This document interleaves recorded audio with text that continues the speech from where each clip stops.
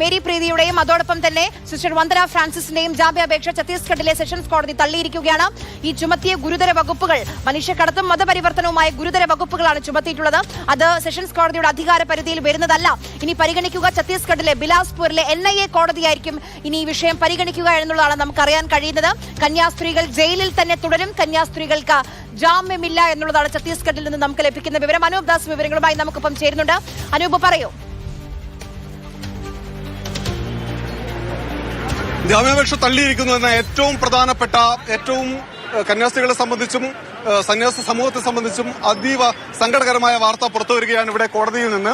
ഭാരതീയ ന്യായ സംഹിത 143 പ്രകാരമാണ് case register ചെയ്തത്. അതായത് മനുഷ്യക്കടത്ത്. ആ മനുഷ്യക്കടത്ത് കേസ് ഒരു സെഷൻസ് കോടതി ജഡ്ജിക്ക് പരിഗണിക്കാൻ കഴിയില്ല. തന്റെ അധികാര പരിധിക്ക് പുറത്താണ് ഈ കേസുള്ളത്. അതുകൊണ്ട് ബിലാസ്പൂരിലെ NIA കോടതിയാണ് കേസ് പരിഗണിക്കേണ്ടത് എന്ന് ഇപ്പോൾ ജഡ്ജി പറയുന്ന കാഴ്ചയാണ് നമുക്ക് കാണാൻ കഴിഞ്ഞിട്ടുള്ളത്.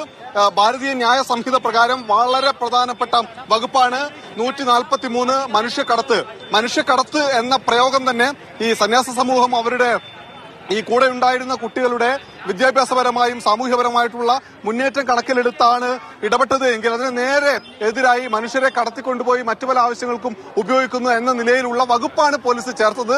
അതാണ് ഇത്തരത്തിൽ ഗൌരവതരമായ ഒരു കേസായി ഇത് പരിഗണിക്കപ്പെടാൻ കാരണം. എന്തായാലും ദുർഗിലെ കോടതി ഇപ്പോൾ പറഞ്ഞിരിക്കുന്നു, ഇത് ഞങ്ങൾക്ക് പരിഗണിക്കാൻ കഴിയുന്ന കേസല്ല, അതിനപ്പുറത്തേക്കാണ്. അതുകൊണ്ട് ഈ ദിവസവും അടുത്ത ദിവസങ്ങളിലും കന്യാസ്ത്രീകൾ ജയിലിൽ തന്നെ, ദുർഗിലെ സെൻട്രൽ ജയിലിൽ തന്നെ കഴിയേണ്ടി വരും എന്നുള്ളതാണ് ഏറ്റവും ഒടുവിൽ പുറത്തുവരുന്ന വിവരം.